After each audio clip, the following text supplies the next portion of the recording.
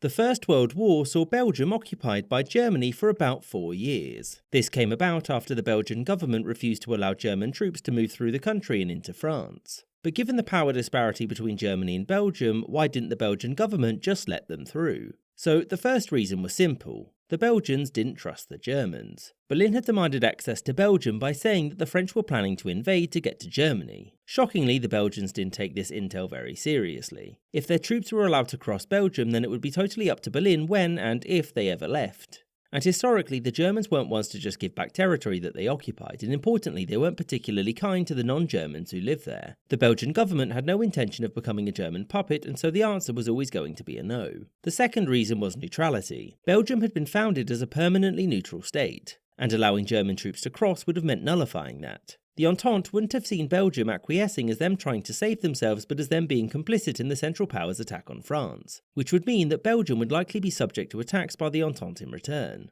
Beyond that, if Belgium reneged on its foundational principle, then the international community may not see much of a reason for it continuing. In this scenario, if the Central Powers won, then Belgium would just be a puppet. However, if the Entente were victorious, then there was a risk of Belgium ceasing to exist altogether. Whereas, if Belgium resisted and the Entente won, it knew that it would be restored to full independence. And the Belgians had made it clear that if any major power demanded territorial access to fight a war, then its answer would always be no. The third reason is a simple one. International law at the time made it clear that small nations, at least the ones in Europe that is, weren't simply subject to the whims of their powerful neighbours. Resisting anyone who tried to march troops through their territory meant that the Belgians were legally in the right. And reason number 4 was a big one. The government believed that it could actually stop the German advance. Not on their own obviously, but the government had received assurances from both France and Britain that they would send troops to help them fight. As such, the Belgian military was confident that collectively they could hold the Germans here and spare most of the country occupation. Of course, that's not how it happened, but optimism was a big part of the decision-making. And so, when Germany demanded access to Belgian lands, the government said no, thus paving the way for the German invasion, and by extension the entrance of Britain into the war.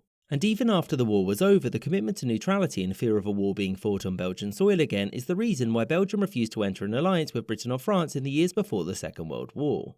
I hope you enjoyed this episode with a special thanks to my patrons, James Bizanet, Kelly Moneymaker, Sky Chappelle, Kartoitska, Anthony Beckett, Rod D. Martin, Yuduan Wang, Marcus Arsner, YN Hockey, Alex Schwinn, AF Firefly, Captain Psydog, Spencer Lightfoot, Gustav Swan, The McWhopper, Shuenin, Marvin Cassow, Winston Kaywood, Spinning 3 Plates, Andy McGeehee, Kamoon Yoon, Calling Dr. Howard, Dr. Fine, Dr. Howard, Todd Short, Copper Tone, Maggie Patskowski, Words About Books Podcast, Jim Stromberg, Miss Izet, and Charles the First.